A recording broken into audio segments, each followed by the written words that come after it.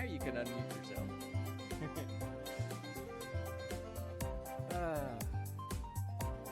Man, I'm just not much of in a dancing mood tonight. Oh, come on. You always Just shoot me are. the shoulders. You're the life of the party, not me. Do the Caddyshack dance. Come on. Just shoot me the shoulders, side to side. There we go. That's it. Stand on my dancing. White boy dancing. Shepherd dancing. Hey, everybody. Yeah. Welcome to episode 106 of the June Pool Variety Hour. I'm Sean. I'm the old guy of the group. I'm Dad. And the guy on the other screen and or in your other ear, if you're just listening, is... My name is Commander Shepard, and this is my favorite podcast on the Citadel. Not really. Not well really. played. Well played. Well played. Not really. It is your boy Connor, also known as Quillmeister, also known as that girl. Okay. Didn't know that. I wanted to say something else, but I didn't know if I could say. There's an girl update I didn't dog know about. Oh, right. I was trying to be funny. Breaking news in the gene pool, apparently. So I never know what I'm going to say. That's the beauty of my ADHD. If I get in the mood, I'll just start spouting stuff out. I know. Buddy, I've lived with you for your entire life. Trust me, I know what that's like. I've been on the receiving end of that all the time. So anyway, So welcome to folks that might pop in while we're streaming live. Welcome to the folks that have downloaded. We appreciate y'all listening. And we're just going to hang out and talk about some nerdy stuff. We got a movie that we're going to watch, talk about. We got another segment we're doing. We should have a little bit of fun with that. And then we'll just kind of just hang out. So that's kind of what we do. For those who don't know, we are a father-son duo, intergenerational. Well, if it's whoa. If it's father-son, of course it's intergenerational. Unless we're all... There are weird family trees out there now. I mean, I guess... There are some weird family trees out there now. I am from Alabama. I literally... So... Please do not play up that meme. I do not want... No, I don't want that following me. No. I'm spitting facts, man. I'm spitting facts. Anyway, and honestly, if you want to blame anyone for making me into the nerd I am today, blame that guy up in the corner. He's the one that did this to me. Yeah. That's true. That guy up in the corner. That's true. That guy. That's true. There we go. So, yeah, so we're just going to kind of hang out. We usually just kind of just chat for a while and catch up and then get into the stuff. So, all right. You've been dying to tell me a story of something that happened this week, all week. And I said, what did I say? Save it for the pod. Tell you the podcast. Save it for the pod. So what's this story? Yesterday, something happened to me that was so Looney Tunes. I swear I half expected Bugs Bunny to pop up out of the ground and say, yeah, I should have made a Lieutenant Albuquerque, So yesterday, our class was outside on the green space. That is this big grassy gardened area that used to be the public pool of the YMCA before it got turned into a full Head Start at our center. Gotcha. And in the green space there is this big picnic pavilion sitting atop a concrete slab. Right. Now, the dirt around the edge of the concrete slab is not fully flush with the edge. So so in a couple places there are some divots in the dirt before it meets the concrete slab, Right. So and like all pavilions, it's got these big timber posts that host a nice big roof to shield the picnic tables, right? So all my students are at the tables doing making zoo animal masks. Okay. I have my hands full bringing trays of markers, scissors, hole stampers, all kinds of stuff in my hands on trays.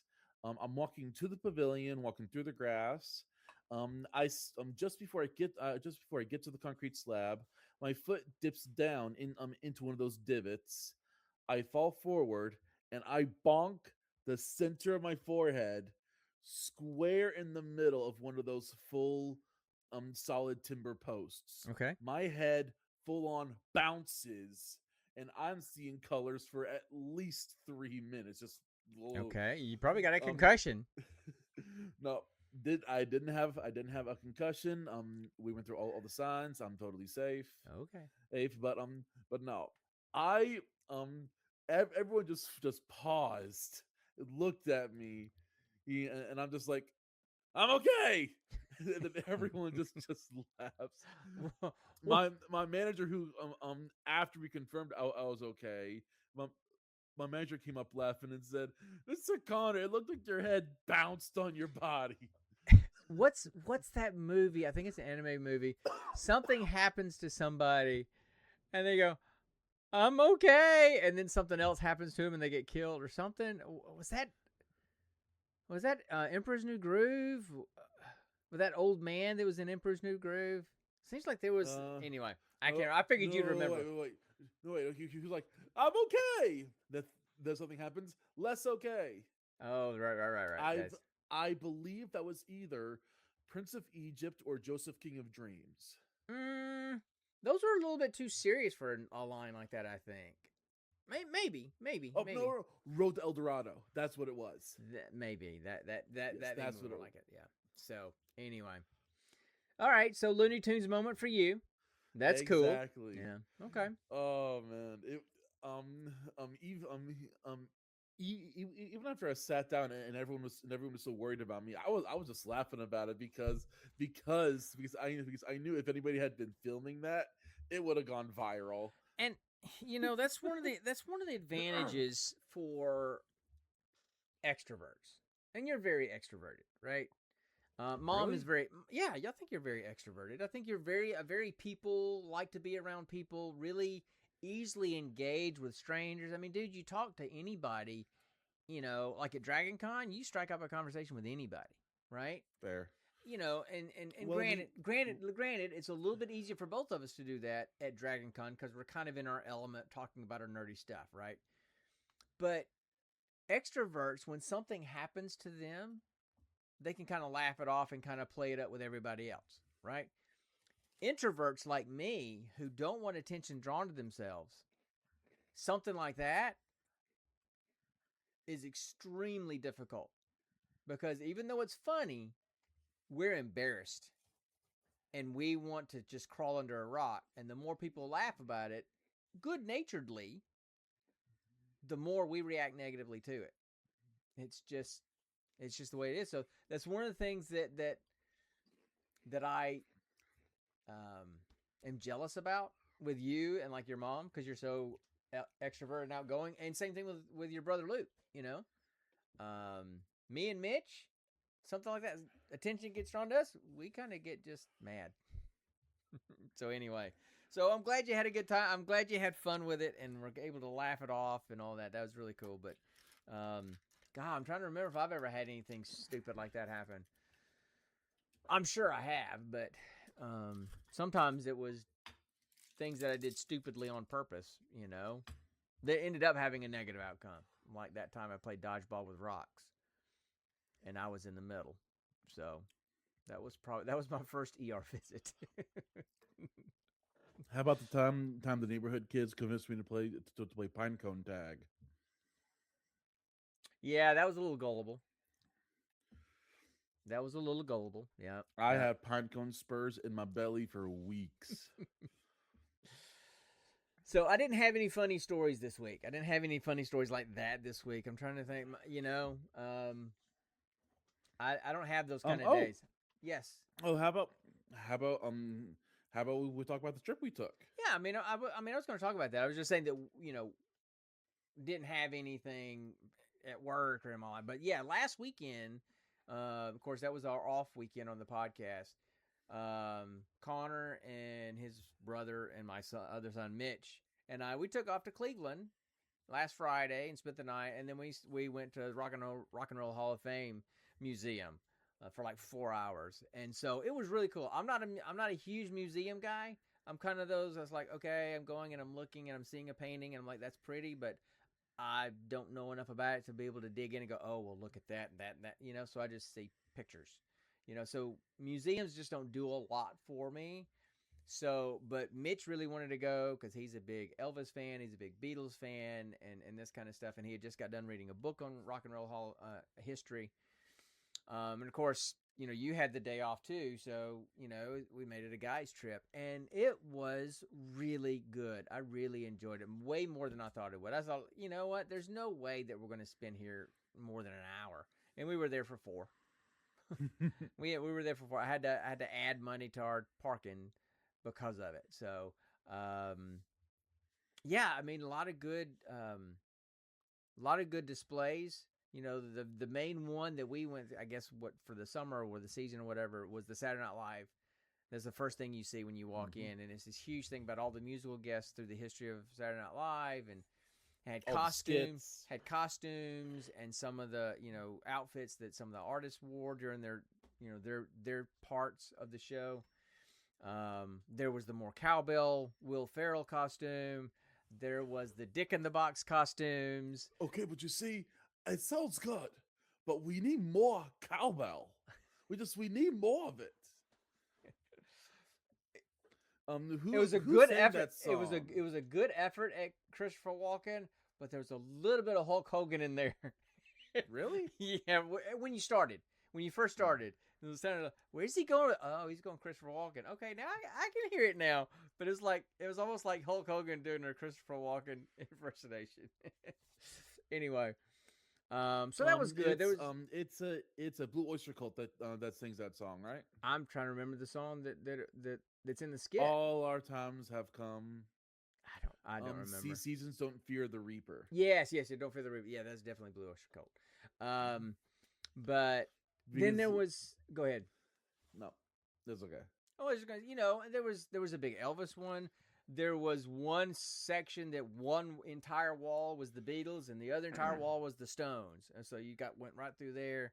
So it was really good. I got a picture of one of Prince's guitars, Eddie Van Halen's guitar. I got to see some awesome Elton John stuff because I love me some Elton John, and I also love me some Billy Joel. Yeah. There was a good bit of stuff. There was one whole display room, 1984. So that was my favorite room because that was my era of music and all that kind of stuff. I knew all the bands and stuff in there. I mean, 1984 was the year I got my driver's license. That was my, summer between my sophomore and junior year. So 1984 was a huge year for me. It was probably one of the best music years. I think 1986 was probably one of the best 80s movies years. But my 1984 was a great year for music. But, then you got to go and see plaques of every year that there's been Hall of Fame inductees, and plaques with all the inductees from that year on there. You could vote for people that weren't in the Hall of Fame yet. You could play new instruments. You could go, and so Mitch did that. He went and played drums. You could do beatbox stuff. There was a couple of theaters that you could sit and listen to and watch little videos and stuff. And there was this one that was all about Soul Train. So we just watched all the wonderful artists that came through Soul Train over the years. So it was aboard the Soul Train. It was much more entertaining than I thought it was going to be. I thought I was going to be just kind of walking around following you guys, but I was really enjoying that kind of stuff. And of course, there was one section where you could get and kind of promote your own band, where you could kind of come up with your own band name, your own logo, and this kind of stuff, and you could create stickers, like band stickers that you put on, like, the travel, cases and stuff. So Connor and Mitch decided on a name for our band. So Mitch always grew up kind of with the nickname of the Phantom. My mother coined him the Phantom when he was really little because he would just disappear. He was standing right there. You look up, you look back down, he's gone. Just, so she just started calling him the Phantom.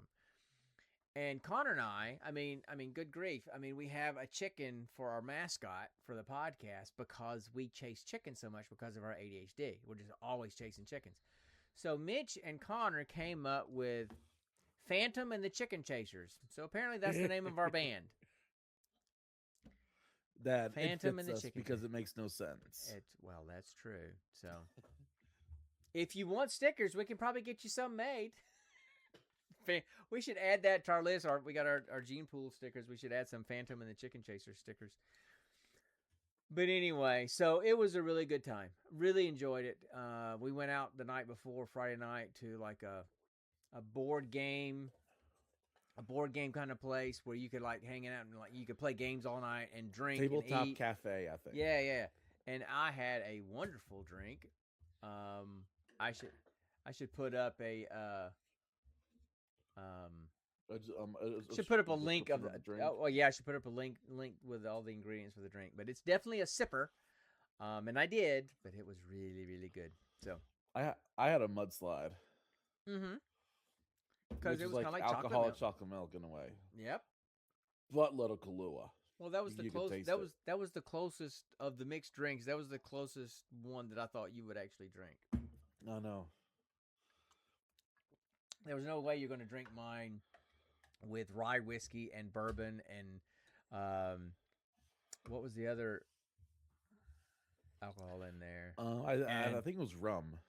I think so, and then bitters and vanilla. I'll pull up.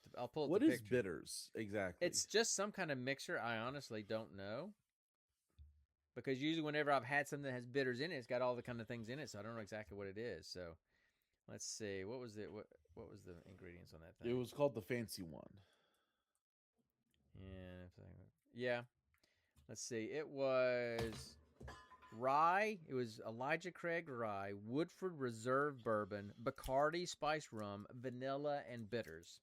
And it was quite tasty. Quite tasty. So we just had a good time. It was just a nice little quick overnight trip. It was only about a 3-hour drive. Not that big of a deal. Yeah. So yeah, it was pretty cool. Yeah, I don't think there's anything else going on. No, not really. Man, there was something else I was going to talk about that I forgot about. Dadgummit. Oh well. Hey, you know what? This just yesterday, as a matter of fact, a whole boatload of new content came out for Borderlands 4. Like a new bounty pack, two new in-game events, and they're getting rave reviews. So that's definitely what I'll be doing tonight after the podcast is over. Lucky. Is digging into that. So some of it's free content, so you should just be able to access it. It's not all paid content. Some of it is, but anyway. So yeah, I don't really have much else. That's just kind of what's been going on with me. Yeah. So, I mean, I complete another year around the sun tomorrow, but other than that, nothing much is going on. So, you're not even picking up what I'm putting down, are you? You're sitting over there. That's tomorrow's your birthday. Yeah, stroking your beard. Yeah, over there stroking your beard. So, yeah. But anyway, I knew it was your birthday tomorrow. I know. So anyway, yeah, I'm old. Let's just put it that way. So he's 58 years young. No, I'm not. I'm 57. I'll be 58 tomorrow. I'm 57 today. I don't care. Age doesn't matter to me. So, yeah. So there you go. I'm an old fart. I am almost AARP. Okay, old. I'm definitely McDonald's senior discount old. I can go get my free coffee every day if I want to from McDonald's. But anyway, so yeah, that's kind of been my week. I did have something. If I remember it, I'll chase the chicken and we'll talk about it. So, you got anything else? Anything coming up going on? Huh.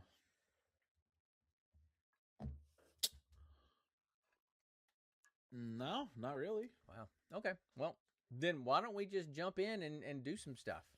Yeah. Let's do this new segment. Yeah. Okay. I have no memory of what the segment is. Yeah. All right. So I'm going to tell you a bunch of questions. And I want to have them answered immediately. All right. I even wrote this down. I'm actually prepared. So we're doing a segment called the Reboot Room. Hit me, Trebek. Up the Reboot Room. Oh, yes. Okay. The Reboot Room is where we take a dead, weird, forgotten, or broken property and pitch a reboot. Okay? So, okay. I'm gonna play some elevator music, give you some time to think, and then we'll do it.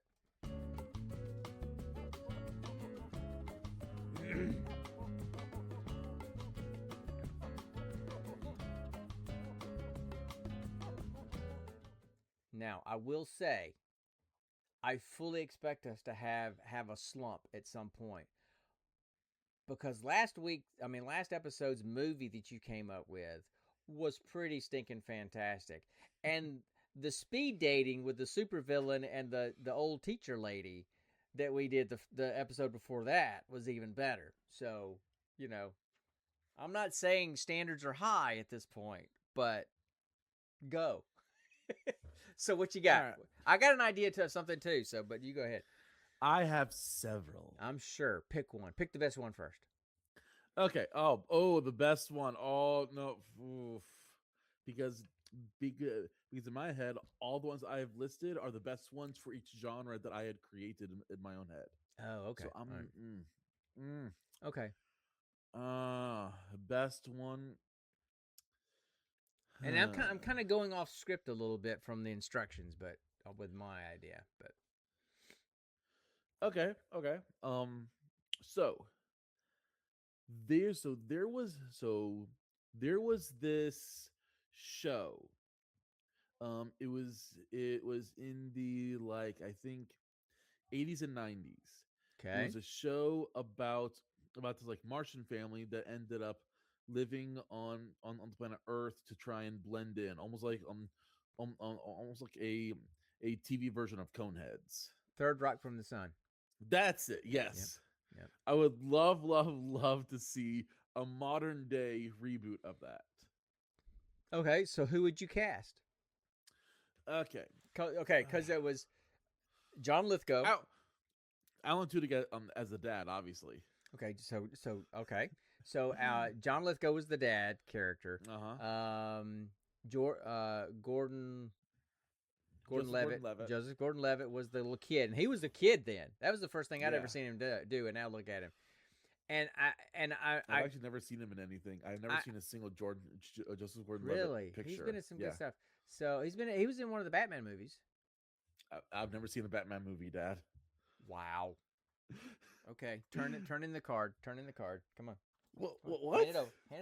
You can't say you're a nerd and never having seen at least one. I'm not a DC fan. I'm not either, but I mean, Batman is just Batman. Batman transcends DC and Marvel. Okay, Dad. Again, when all those movies were coming out, how old was I? I know. I'm just playing with you. But you can go back and look at them. They're classics. I don't know what streaming services they're on, I think they're mostly on Max or something. Yeah, so you couldn't get to them. And it's just now that all the hype has passed from Batman over to Superman, whatever. I'm not a fan of either of them. Right, me either. So now Batman's okay, but because there's some serious mental health issues going on there. So those characters intrigue me. That's why I like, Moon Knight so much. That's why I like Deadpool so much. That's why I like Nightcrawler, And his isn't so much mental health issues. There's some of that, but it's also the religion aspect in him, the faith-based aspect, and the dichotomy that creates for him sometimes. So, I mean, I like characters that are like that, right? And I know that a lot of superheroes are flawed, but anyway. So, except Superman. The other two actors, I'm drawing a blank on who they are. I've recognized them, but I can't think of their names. So Alan Tudyk would be the dad. Okay. So who would be the female? Now this character, she was really goofy. She was in if I remember right, in Third Rock from the Sun. In her alien body, she was male, but when she transported into a human body, she was female. So part of her character was figuring out that whole female thing. Yes. Right? So who would you have playing her? See, I don't know a lot of young female actresses that could possibly play that kind of role. I don't know actors' names. That's the thing. What about... Oh, God. I'm drawing a blank on her name.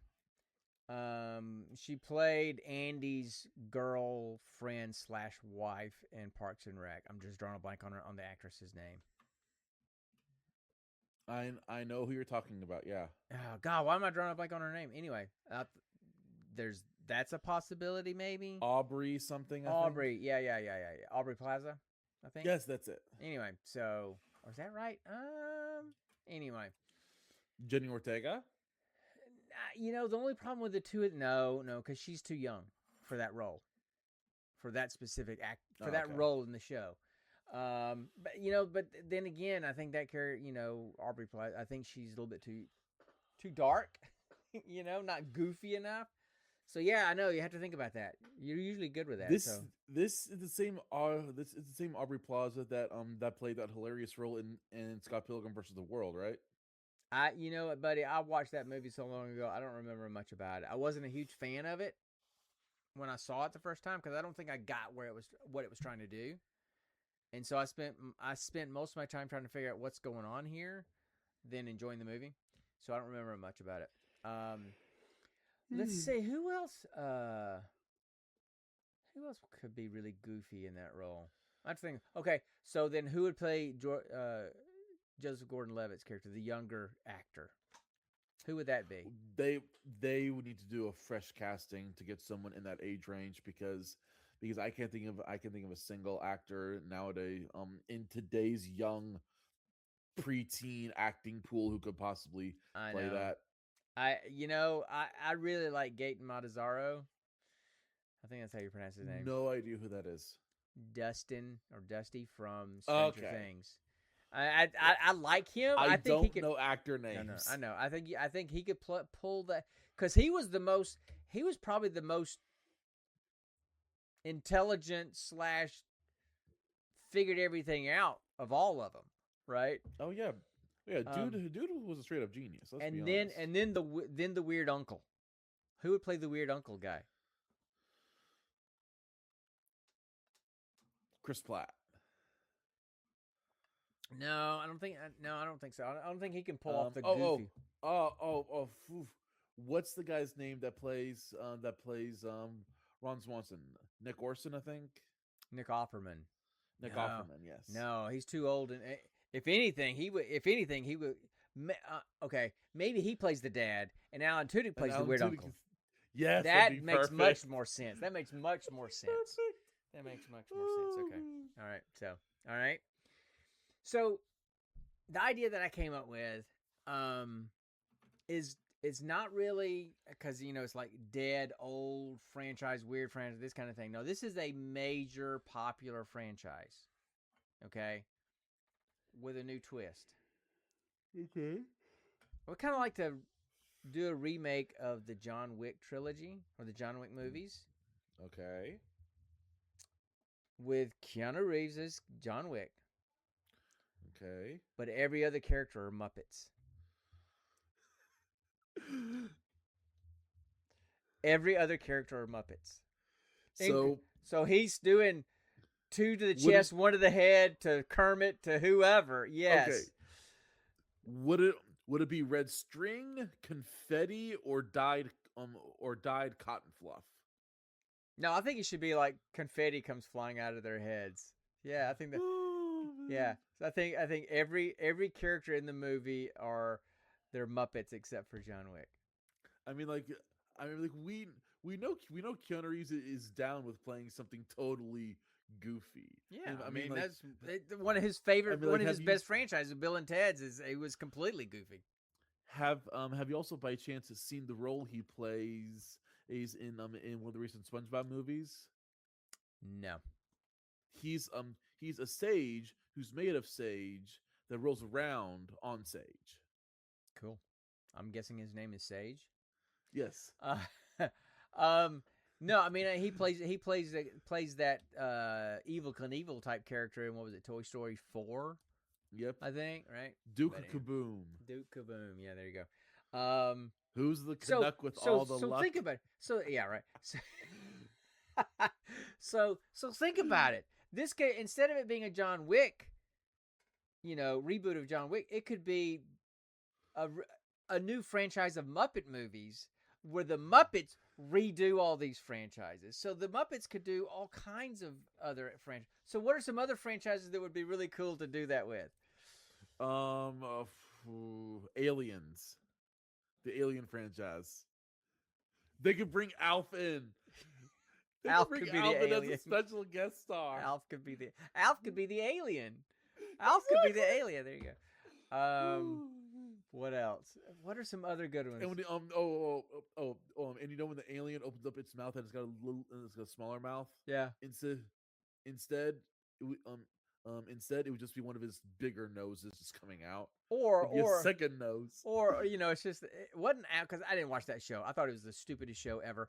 But I do remember that it seems like one of his catchphrase kind of things where he would just sit there and kind of open his mouth really wide and go ah or something like that.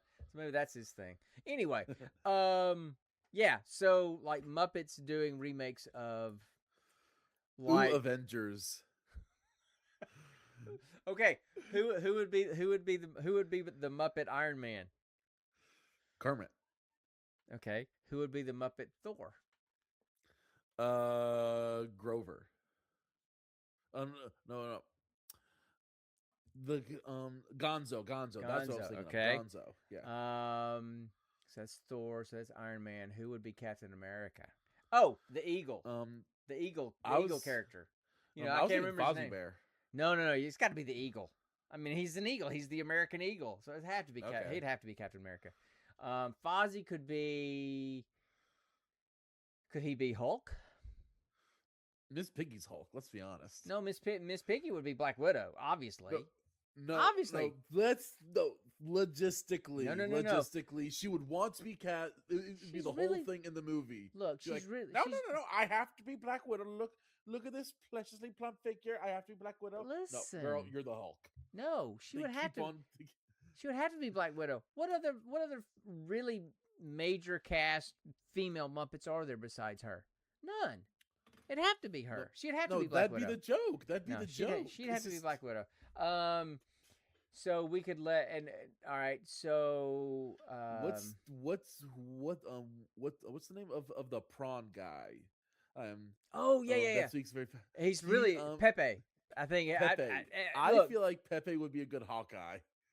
I was sitting here thinking, what about the Professor and Beaker? Who would they be? What characters would they be? Let's see. The Professor. Oh, they'd be Rocket and Groot, except in saying I am Groot. He just goes. Okay. No. Or maybe the Professor is Drax, and then Beaker is Groot, because I think Pepe would make a great Rocket Raccoon. I don't know. All right, so anyway, okay, I think we bled that because I don't know many other Muppet characters. There's the chef. Yeah, I don't know what character he played, but anyway, so that was an idea. That was an idea I had. Just John Wick and meets the Muppets. It's it's like that opening scene where he kills like 10 people in his house. What Muppets is he killing at that moment, right? So okay, but see, so then you have to figure out how many people does John Wick kill in any given movie, and then figure out how that number can translate to Muppets, because then at that point, is he just killing the same Muppets and they're clones of the same Muppets? It's all around. Well, listen, or do they have just like an entire department made to make a whole bunch of random Muppets of different kinds just to then be killed? Or, a lot of times what they would do is they would just have just random, Muppets, just standard Muppet characters that are dressed in those black suits or ninja outfits or whatever, But the other thing I thought about was, since you need a lot of bodies to kill, there's Rizzo the Rat and all of his rat friends. They could be, so anyway. Okay, give me another one. Another reboot. All right, let's see. So there is something that I feel like was not done properly. There's a franchise from my childhood that I really loved. Yeah. Bakugan. Do you remember Bakugan? Yep, I remember Bakugan. I didn't watch it, but I knew you were a big fan. I must have had like 50 of these things on these clips and on this rotating case. I remembered selling them at the Webby's garage sale, and I always regretted it because I Yeah. always felt like those things were going to come back in a big way. And nowadays they are upselling again for major Yeah. change. A single OG Bakugan Right. is worth like $50 now. Wow. Um so so after that franchise ran its course, there was like I think a 10-year gap, Mm-hmm. and then they brought it back and they rebooted it into this new kind of way where in the past there were these ability cards, gate cards. It felt like you were building the field and utilizing your creatures. Mm. Whereas in this new version, you're basically just throwing it out there and attaching it to a chip, and then it jumps up. Right. There's no real actual structure or strategy to how you roll and what you do because all you're doing is just trying to hit random chips. Okay. It's just there's no structure to it, Right. Right. Right. and it's just the way they made the show and the way they made the new figures. It just it just makes no sense. Mm. Yeah. I tried to give it a shot because like this is part of my childhood. Let's see what it's like. And like, nope. I Yeah. couldn't get through 5 episodes. It was horrible. Yeah. So, I think going a different direction, a franchise that I would like to be rebooted, not because it was bad, not because it was weird, but basically because it was abandoned. Titanfall. Okay, I can see that. You really Titanfall liked was a Titanfall. great I remember Titanfall that. was a great game. Titanfall 2 is widely regarded as one of the best first-person shooters. I mean, there's wall running, there's mechs, it's so smooth. I mean, I went back and because it was on sale, I bought it for like $5 on Xbox or something like that a while back, and I said, let me play it again, and ran through it, and oh my gosh, it still holds up really well. And they just abandoned it. I mean, it was critically acclaimed. I think it came out at a bad time, like right in between Call of Duty and something else, and so it just didn't get a lot. You know what? I think it was competing with Destiny I don't. No, I don't. I mean, maybe. because didn't Titanfall and Destiny come out on the OG Xbox One around the same time? I don't remember. I don't remember the dates, but it's been about 10 years. So, you know, and the thing is, the developers, the primary developers for Titanfall 2, the EA or whoever owns them, whatever, pushed them towards making Apex Legends, which is like that battle royale type thing. And I've played it. I hate those kind of games because I don't do well with PvP. I'm just not good at that. My reaction times are too slow. So I'm not Isn't that what Overwatch was? And you were like obsessed with Overwatch for a good year. But we didn't play. But it was because I was playing with 5 of my buddies and we were doing PvE. We were playing against the computer. Okay. We didn't play against other people. We very rarely played against other people. And when they went to Overwatch 2, it became completely PvP. And they said, well, we're going to have the PvE stuff come out, including some really good campaign stuff for each of the characters. And I'm like, okay, when that stuff comes out, I'll do that. And then they scrapped it all. And so it's PvP only. And so I haven't touched it. So Apex Legends, when I did play it, I mean, it's good. It feels like Titanfall 2. Except for I don't remember the wall running, but it feels like it moves like the characters look like the weapons look like the animations. You can definitely tell it's got Titanfall 2 influences. But they missed out on a huge opportunity to make a Titanfall 3. And people today, 10 years later, I still see videos on YouTube about people playing it and about them clamoring for why there wasn't a third one. Very good game and very good series that they just didn't follow through with, and they lost an opportunity with that. So, yeah. But speaking, and I'm going to kind of do this. Speaking of shooter games and games that were abandoned. I'm sure you've heard about Destiny dying, right? Yes. That they've said, okay, we're putting out this huge update, and that's the last one. Development on Destiny 2 is done. Destiny 3 is not development. This week, because Sony bought Bungie, right? Yeah. Bungie was originally was on its own, and then Microsoft bought them, and they're the ones that did all the Halo games, the first Halo games, right? And then they went independent. They were allowed to go independent, and then Sony bought them. So they announced that a few weeks ago that they're basically shutting down. The servers are still live; you can still play the game. There's just no more active development, and they put out this huge update with tons of content. But there's no more. This week, Sony fired at least, I think, half of the developers for Destiny 2 of that development of Bungie. Why? Because it's not in active development. They pushed them to do this game called Marathon. Marathon was actually the game that Bungie was working on the Apple computer, on the Macintoshes, way back in the day before even Halo. It's kind of what turned into Halo. Huh. And then years later they say, "Hey, we're going to revisit that," and they did that. It's almost like a PvP extraction shooter kind of thing.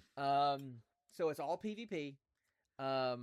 They got some really horrible press right before it came out because some visual assets, some like graphic assets that they used in the game were blatantly stolen by a graphic designer.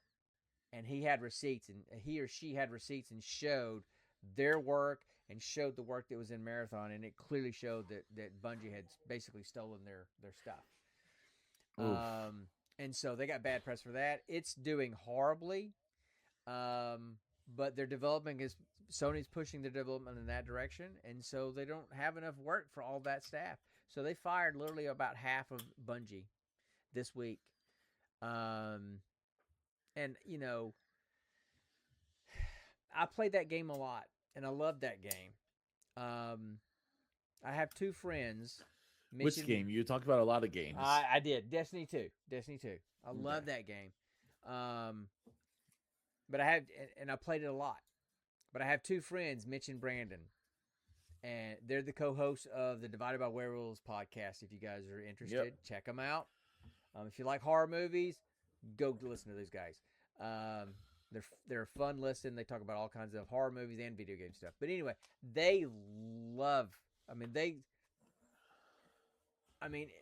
Destiny in a lot of ways has been their has been lifelines during difficult times, right? So, it's really emotionally impacting them, and I hate watching that happen. And there's you can earn right now. You can do all this stuff to earn a t-shirt and all this kind of stuff, and I keep kind of wanting to go back into it. But I haven't played in almost a year, and the system changed so much in a year that when I went back in to go, hey, let me go check it out, I immediately had that feeling that was the reason why I kind of left Destiny in the first place, was that immediate feeling of a grind. And I just don't have it in me.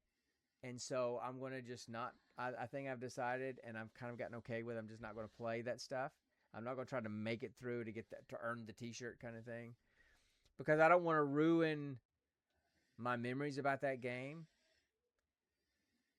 And I realized when I got into the game, when I got back into the game to kind of log in with all the new content and stuff, it made me realize that my emotional connection to that game was not really the game itself. It was the memories I had of playing with Mitch and Brandon all those years.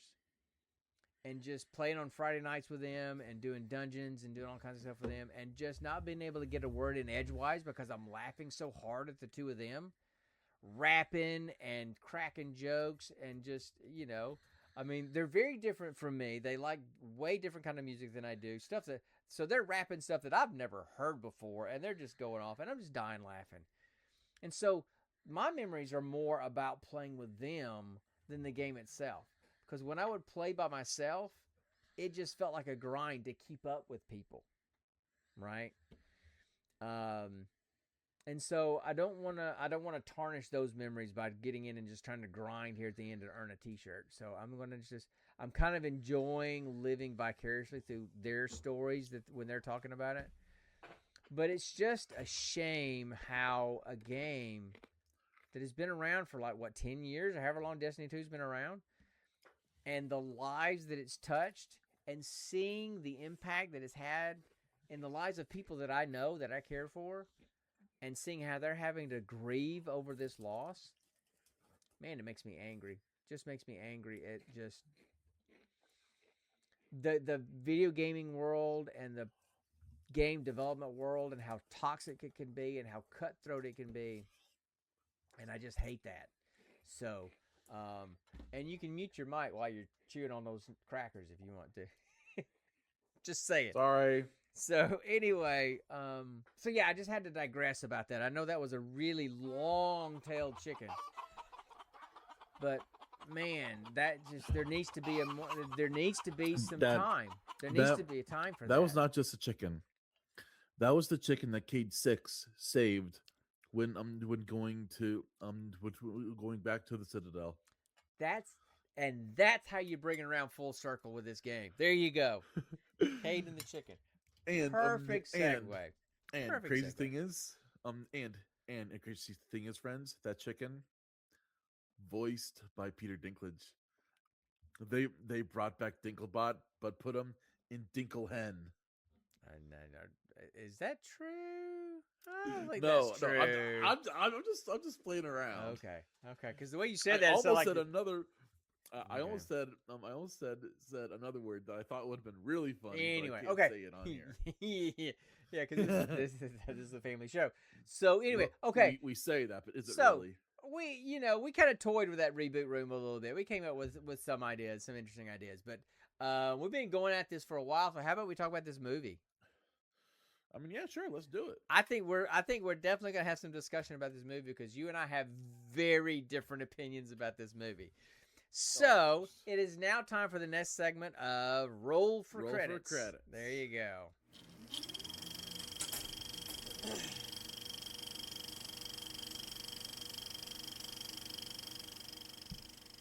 So last week, marker. There you go. So last week we rolled for a movie from 2025 called Cottonmouth. And the tagline for it was, when Ed Dantes is framed and condemned to the tortures of a territorial prison in 1895, he must learn the ways of the outlaw to escape and exact his revenge. It stars, when we rolled it up last time, and I pulled it up, I'm like, oh, it stars Ron Perlman and Esai Morales, which are pretty well-known names, and I mean, I think everybody knows Ron Perlman from a lot of different kind of things, and Esai Morales does a lot of different kind of things too, and they're both very good. And I'm like, oh, this might be pretty good. Wow, was I wrong?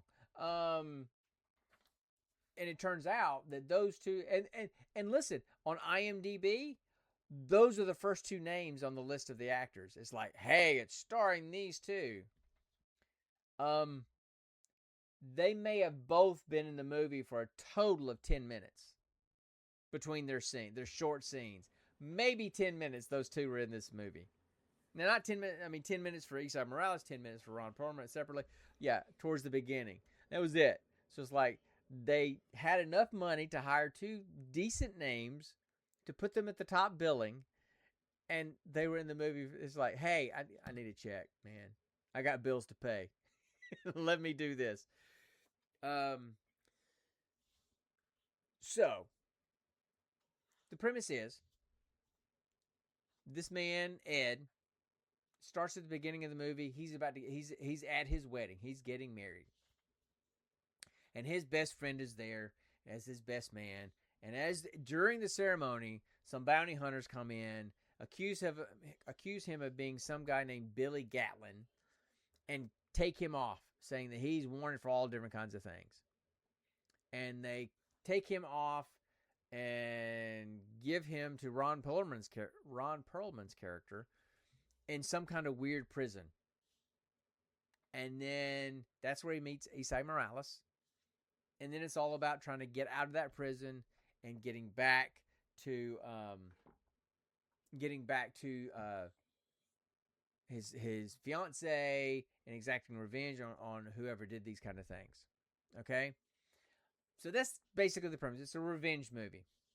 I had a lot of problems with this movie. So, Connor, why don't you tell me a little bit about the movie, thoughts that you had about the movie, because you seem to enjoy it, period. I did not. So, any other things you want to add about the plot?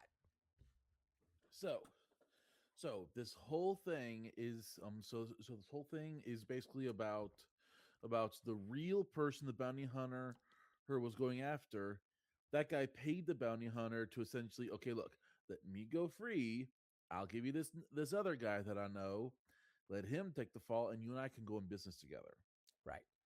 That was the whole thing. Yeah. And then because of that our guy Ed, he got sent to this weird prison that, as it turns out, was ran by two crazy dudes who, let's be honest, were cannibals. No sugarcoating it. Yep. 100% cannibals. That's right. Ron Perlman was eating cooked abs from people. Yeah. At least you said cooked abs and not cooked ass. I thought that's where you were You're the going. one who said the word. You said the word. But that's where I thought you were going. I held it together. I held it together. Okay, go ahead. Anyway, so yes, but so there was then basically a weird stretch of scenes that was like almost like a grown up weird version of Hansel and Gretel, tricking them into thinking they're actually getting bigger and bigger when actually they're not, and finding ways to escape. That is literally straight up Hansel and Gretel, complete with the cannibalistic warden. Yeah. Anyway, so as things progress, I'm biting my tongue. I'm biting my tongue because there's so many things that I want to say about this movie. None of them are good. As things progress, Ed eventually escapes, but he doesn't want to send out his name because he doesn't know that this bounty hunter, I think his name is Billy Dunn. He doesn't know if Billy Dunn has like spread his name around more. So he ends up getting mixed in with this gang of outlaws who call him Cottonmouth, and that's where we get the title of the movie. Mm-hmm. But then essentially the rest of the movie becomes this interesting homage to almost like a heist revenge kind of movie because it speed runs you through this whole string of plans and events that cause Ed and his crew to cause Frank, that's the guy that framed him, and his saloon, which should have been Ed's, whole other thing. We basically speed run through some scenes that lead up to Frank's saloon is in dire straits. They are literally about to go belly up. And they're about to go belly up because Ed and his crew have been shutting off their supply to all their booze and all this kind of stuff. So they're not able to booze, all their women, all their food, everything. Right. So that's why they're in dire straits. And they do that so that they can say, hey, they send them a letter, say, hey, we want to have a party at your place and we're going to pay you for it. And we'd like it to be like a masquerade party, right? So that they can be there not knowing who they were. So that's what that was all about, was like to choke them out so they would be desperate for money, so they'd be willing to do this party so they could corner them to do all that kind of stuff. Okay, so go ahead. Pardon me? Yep. Swallow one. I'm hungry. I'm always hungry. So. Yes, so. Yeah. I'm trying to kickstart him over here, folks. I'm trying to kickstart him. Wait, what? I'm trying to kickstart your conversation. Go. What are we kickstarting? What's going on? Where am I? Oh, Lord. Have mercy. So listen. So Are you Uncle Jesse all of a sudden? No. So they do this to get them, and they end up having this party, and then there's the shootout, all this kind of stuff. But it's a revenge flick.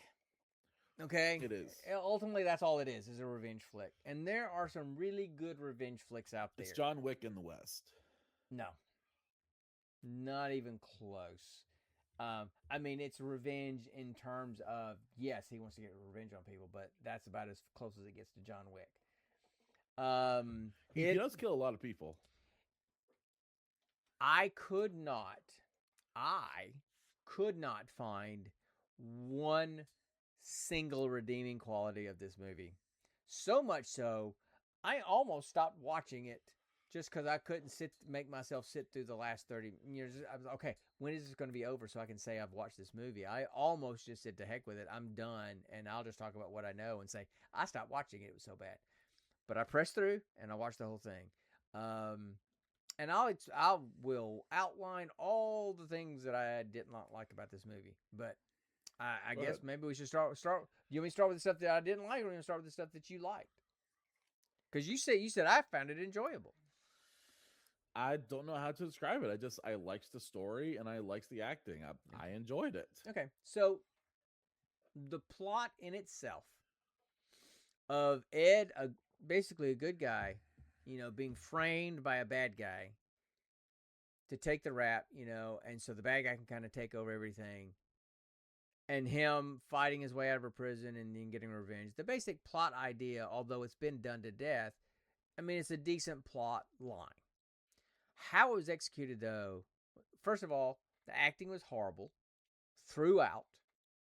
I mean, I always kind of joke about Peter Dinklage doing the voice for the ghost in Destiny at the beginning, that when you hear him do his lines, the image that comes to my mind is Peter Dinklage sitting at a folding table and folding chair with an ashtray full of cigarette butts and a styrofoam cup of coffee with a single bulb light hanging over the table and the script, and him just reading the lines off. That's the way it sounds. This movie felt like that to me with the acting. I mean, you could tell that the writers of the script were so focused on trying to have some really, really impactful, well-written lines, and they just felt completely fake, and they were delivered almost like high school drama play kind of stuff. It was just really bad. One, I knew the bad guy within 5 minutes of the movie. The second at the wedding scene, the opening scene, I'm like, that's the bad guy. I don't care about spoilers because I don't encourage anybody to see this movie. His best friend, that was his best man, that was Billy Gatlin. That was the bad guy. And he's the one that sold his friend out to have him labeled as Billy Gatlin because he wanted to get rid of him, and he wanted to bed the guy's fiance and take her for himself and take the saloon that her and her mother ran. That's who owned it originally. I knew who the bad guy was within the first 5 minutes. I'm like, okay, so when are they going to display it? And you know what? And they revealed that, I don't know, 10 minutes later when he was in prison with Isai Morales. But there was just a lot of assumptions. There was a lot of, this is going to happen, and in the dialogue. And I'm like, that's a huge jump for you to go, I know that's going to happen. So there was just some jumps in the dialogue. The main actor, the main guy that played Ed Dantes, was just kind of really wooden. I think he's trying to play like a really stoic Clint Eastwood type character, and it was just wooden. There was that. There was absolutely zero reason for the whole cannibalism thing being in there. That was just bizarrely thrown in there. Him being taken to a really horrible prison, okay, that's fine. What was the point of throwing the cannibalism in there? They just made it was just like the bizarre. Hey, let's just throw some weird stuff in here so we can throw weird stuff in here. What else did I not like about this movie? So there was just really. I can't put a finger on the dialogue other than just how bad it was written. But like there was one scene where a guy was being buried alive, and another guy came up and held the guy at gunpoint and says, "Hey, dig him back. You start digging it up," because he thought it was the treasure that he was burying. And so when he started. So when the guy came up on the horse, the dirt pile was already about 2 feet high, which means the guy had dug a deep enough grave to put a body in that they had shot a couple of times, and put enough dirt on top of him for it to be 2 feet higher than it was. So pretty deep. The guy comes, up on the horse at gunpoint, says, "Hey, start digging that back up." So he starts digging it back up, and then all of a sudden the guy's hand comes up like Night of the Living Dead out of the dirt, and gets out and walks up gets out of the dirt after being under like 2 or 3 feet of dirt, alive, mind you, and having been under the dirt long enough for 2 feet of dirt to be piled on top of him, climbs out, walks to the guy at the horse and says, "Hey, you got a canteen? Drink some water and give me your gun and I'm going to shoot that guy." Oh, and by the way, he had no dirt on him. When he was standing at the horse drinking his canteen, there was no dirt on him. Like, dude, you were just buried alive under 3 feet of dirt and you don't have a speck of dirt on you. What the heck? So just stupid things like that just, the acting was bad. What's his lung capacity then? Right? I mean, come on. The dude is shot. He's bleeding. He's buried under 3 feet of dirt. And he says, "Hey, can I have some water from your canteen? Let me shoot this guy." And has no dirt on him. So it was just stuff like that just, the idea for the plot was okay. How it was executed from beginning to end made no sense and was horribly executed for me at every turn. And then, so when they go to have this party at this, saloon, right? And it's supposed to be some big party or whatever. There's literally like 5 people there. And it's like, they just showed up in a shed somewhere is what it felt like. It didn't feel like a party at all. It's like, why in the world? What does not seem suspicious about, hey, let's have a masquerade party for 5 people? Literally, it was 5 people. And 3 of them, 2 of them were the bad guy and one of the bounty hunter guys. And I mean, and how Ed got in with that other gang, after he and he and Esai Morales had escaped and killed Ron Perlman and his partner. This guy came up and says, "Hey, I need your help. These bad guys have my guy." And literally, and he said, they're about 100 paces away. Yet the bad guys had no idea that they were there after gunshots had happened. I mean, and then the guy that that helped Ed and said, "Ed, you need to come help me." His buddy that was captured by the bad guys, Ed helped them get him to escape, and then they became like best buds, just immediately. And it's like, the whole handshake, "If you ever need anything from me" kind of stuff. I'm like, dude, you just met the guy. It's like relationships didn't make sense.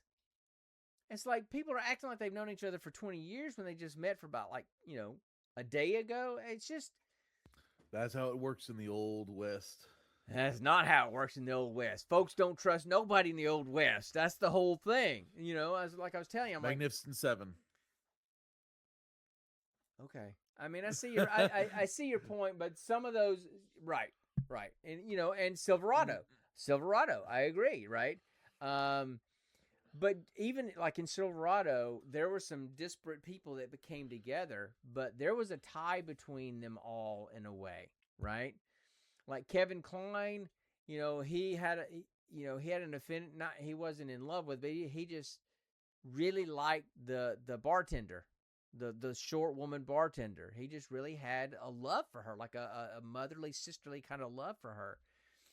Jeff Goldblum had the hots for the the lady that was one of the saloon girls, who was Danny Glover's sister, right? So they all had things that tied them together.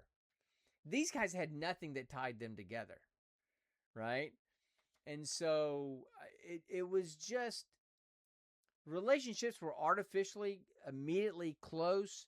Dialogue was bad and stilted. It's like they somehow threw this masquerade party in there so that Ed and his pal could get into the saloon without being recognized. I get that. But then the saloon should have been busier, like it was a real party, not just 5 people showing up to play cards. Well, that's the thing. They rented out the saloon for a private masquerade party, and even then, the saloon had been dead for a while because of all the work Ed and his friends had gotten into to make sure that they were dead and desperate for money to take a private small masquerade party. Right, but okay, so they reserved the saloon. Okay, let's say that they reserved the saloon. They hired the saloon out for a private party, private masquerade party. The only people wearing masks were the 3 of them: Ed, his buddy's wife or girl that came with him, that was in on it with them, and the bad guy. They were the only 4 people wearing a mask. All of the brothel workers were also wearing masks. Oh, were they? Okay. The only one who wasn't wearing a mask was the dealer / bartender. Okay, and then the bounty hunter guys, but they came in late though. Yeah. They weren't part of it. It just nothing seemed to work right for me. It could, and then, oh, and by the way, in the middle of all this, you're sitting there, and when Ed is in that weird prison with Esai Morales' character, I don't remember his name, and they're trying to figure a way out. It's like day 13, day 82, day 216, day 372. It's like they were there for over a year.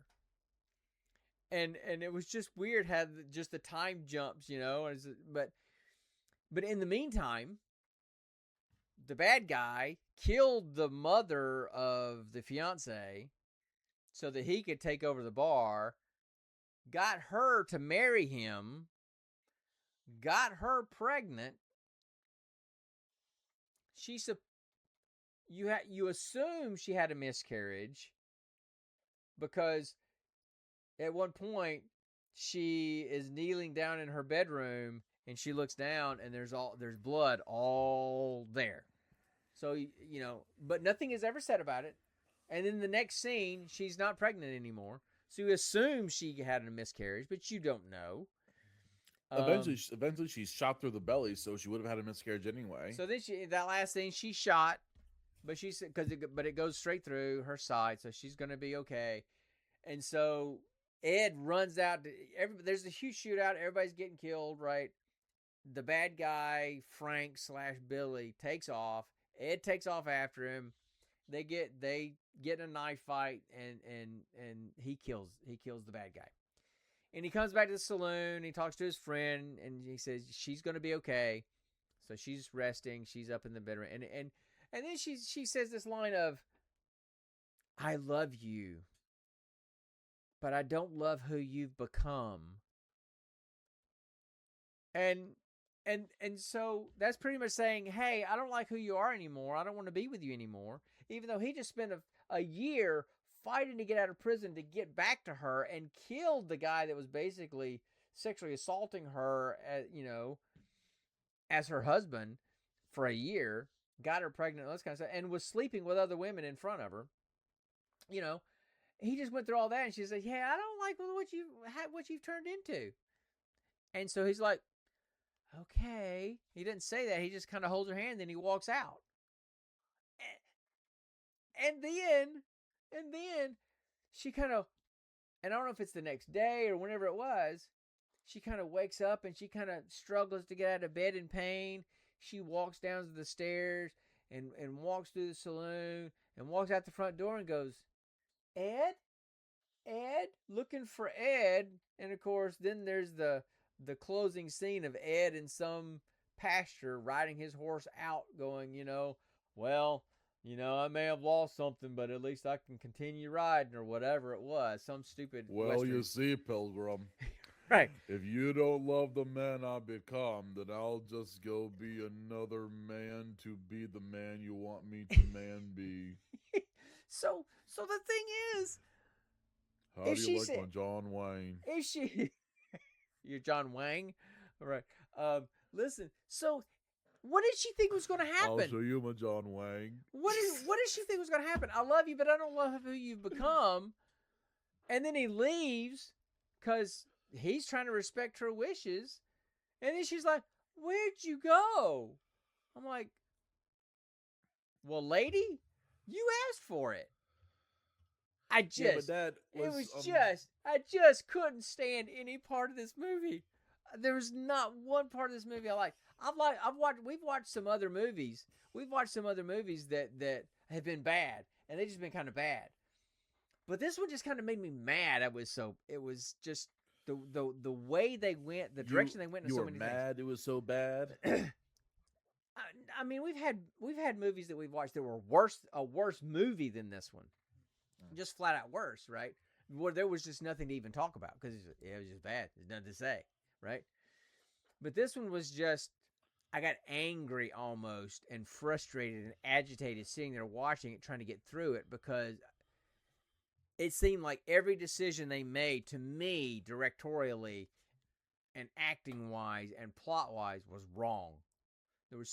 If you had taken that movie and given that dude, if you had given this plot to Tarantino, it would have stinking rocked. It would have absolutely been fantastic because it was a good seed for a good plot. Somebody like Tarantino would have crushed it. But this, and plus also he would have gotten better actors. What about James Gunn? He would have made it funny. He would have had humor throughout. Because that's just kind of James Gunn style a little bit. What about Jon Favreau? I think Favreau could have done a good job with it. I mean, because he did a lot of the Mandalorian stuff, but there's still a bit of humor in his stuff too. I'm trying to think of some other people that would have been really good. I'm not really good on knowing directors' names. I'm not really good about that. But M. Night Shyamalan.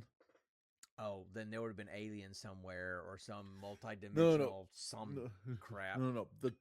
The twist at the very end would have been somehow Ed was the cannibal all along.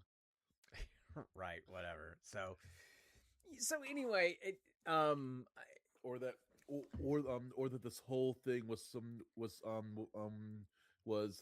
kind of life flashing before the eyes and one last dream as he's being killed and eaten. Right. So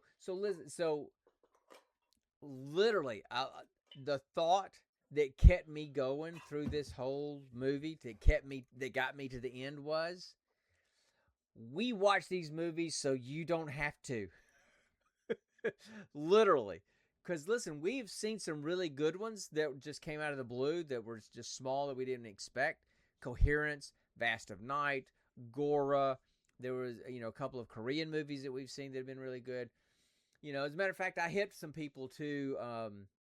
There's a guy who has a YouTube channel called Flick Connection, who is his thing is finding gems and hidden movies and just all kinds of stuff. He does about all the streaming services. And one of the movies he was talking, one of the hidden, sci-fi movies was Radius and Coherence. Both of them were in this one video that he was doing about these hidden gem sci-fi movies. I'm like, hey, we've seen that one. Hey, we've seen that one before you did, kind of thing, right? And so I hip somebody to Coherence. I hip somebody to Vast of Night and to Gora. So I've got some people hooked on, hip to Gora. But sometimes we watch the movies simply so you don't have to. I mean, I feel bad when, we had Dennis on from Botched watching that movie, The Alchemist or whatever it was with us, pulling his teeth out or whatever that guy was doing. And that, I don't know what that movie was all about. But anyway, so yeah. So, Cottonmouth 2025. It's on Amazon Prime. If you like to be a glutton for punishment, or you ship Ron Perlman and or Esai Morales, no matter what they're in, check it out. Other than that, stay away. Okay, hold on. Did you just say if you ship Ron Perlman and Esai Morales together? No, I said if you ship. Like if you like them, if you worship them, if you ship Ron Perlman, I know. I know. I'm saying it the way I'm saying it. So if you really are obsessed with it, look, I'm 58. Well, 57 to 58 tomorrow. I'm old. Shut up.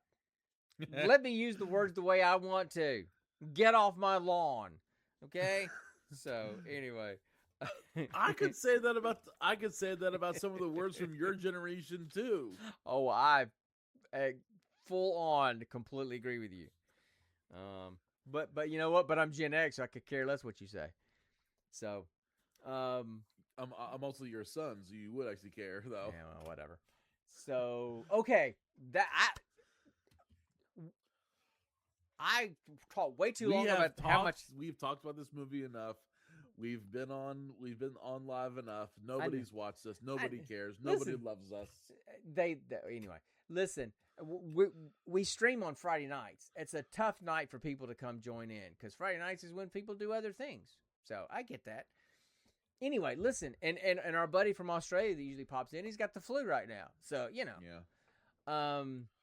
Anyway, I took up way too much time talking about how much I hated this movie. Feel free to have your time to tell me what you liked about the movie if you want to. Honestly, hearing you talk about all the stuff that you didn't like about it opened my eyes a bit. I still enjoyed it, but I enjoy it a lot less now. Thank you for ruining it, Father. I'm so happy that I was able to spread the misery. So okay, well let's roll some dice and let's figure out what we're doing next week. And by the way, we're probably going to stream next Friday. Yep. I mean, it's July 3rd. I think we're going to do it July 3rd. It's around the July 4th holiday, so something could happen that changes that. But the next week I got a band concert that I'm in. Nothing fancy. It's our community band, Great Seal of Ohio band. If you're in Chillicothe, you want to come listen to us play march music, that's fine. Come see us. But I've got that performance on that Friday night, the 10th, so that would mess us up. So we're going to try to do it again, meet again next week. So let's roll some dice and see what we're doing for the movie. Okay, so please. All right, so I rolled a 7, so that means that we're going to be watching something on Hulu. Okay. And then I rolled a 9. Please don't roll a 6. Okay. I rolled a 9. So 9 is sci-fi. Okay. So we're going to watch a sci-fi movie on Hulu. And then I rolled a 69. I rolled a 69. And so I'm going to go and look. I always have the services already pulled up. I'm going to go look and find the 69th sci-fi movie on the list on Hulu, and that's what we're going to watch. So y'all hang tight, and I will be right back.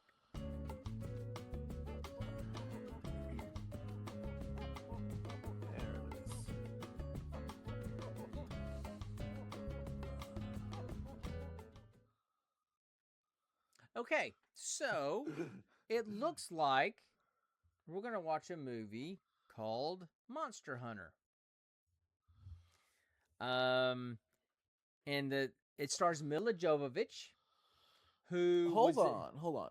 Is this the Monster Hunter movie that they made a while ago where the people somehow transport from the modern world into the Monster Hunter world? Yes. That's Oh what it my! looks like. That's what it looks like. And so What? So it says when an unexpected sandstorm transports soldiers to a new world, they discover an unknown habitat with monsters immune to their firepower. And it stars Mila Jovovich, who was Lilo in not Lilo. Is it Lilo in Fifth Element? Multipass.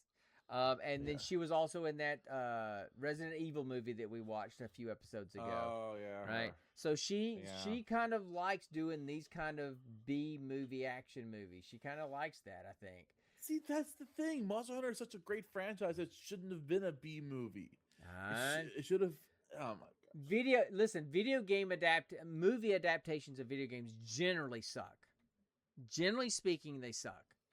I don't know what it is, but very rarely is there a video. It's because the directors always want to go the weird route of making it basically their own unique world and their own unique individual story. When no, all you have to do is take the story that people already loved and just put it to a screen. I know that.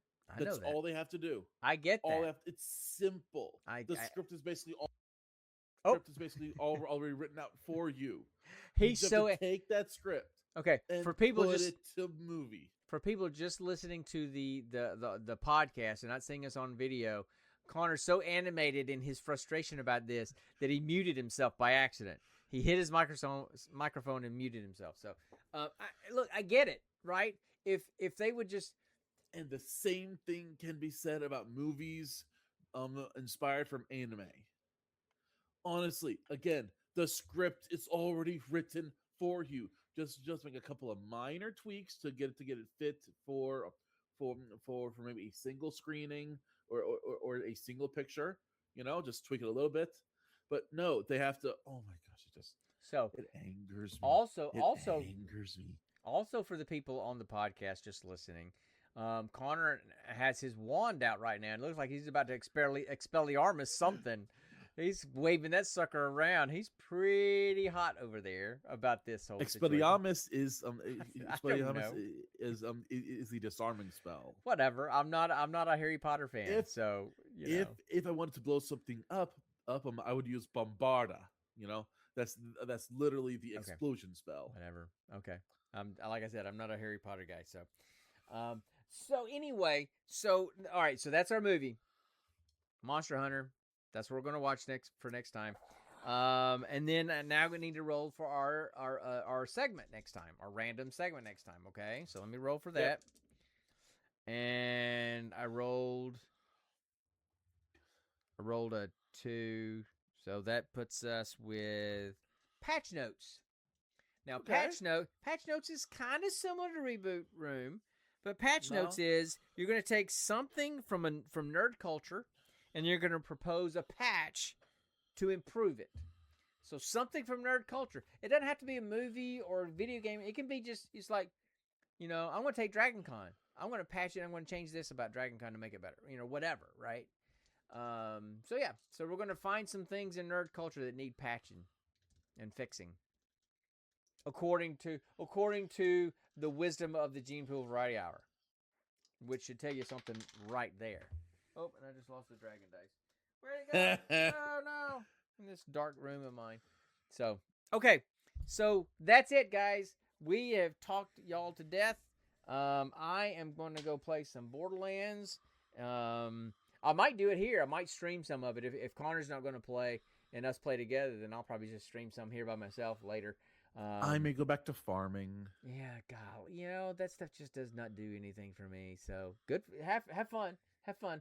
I'm gonna shoot stuff, and throw dice, and yeah. Oh, there could be a fun game for you that combines both fancy role playing exploration and farming. It's called Rune Factory. No, it's made by the same company that makes the game I'm playing right now. Nope, I'm good. So that's it, guys. So we have talked y'all to death. If you've been listening, great. I know I have some friends that download and listen to us. I appreciate that. hey, you know what? Throw us a review out there somewhere. Just whether you like us or not, throw us a good review out there so maybe other people will listen to us. Because, look, it is way more fun to do this podcast live when we have folks to chat with. So, but I agree. I get Friday night's a difficult time, but I kind of chose Friday night because we have several friends that have podcasts, and they're all on different nights of the week, and I refuse to compete against their time segment because they're friends. So this is the time that most people don't use, so that's what we do. And it's a good way to end the week or to start the weekend. So listen, guys, we really appreciate anybody that stops by and listens or hangs out with us anytime you do. We will be back probably in a week. We're going to watch some Monster Hunter movies and talk some other stuff. And there's always going to be chickens to chase and things to do. And so we will see you guys next time. And always remember, stay nerdy, my friends.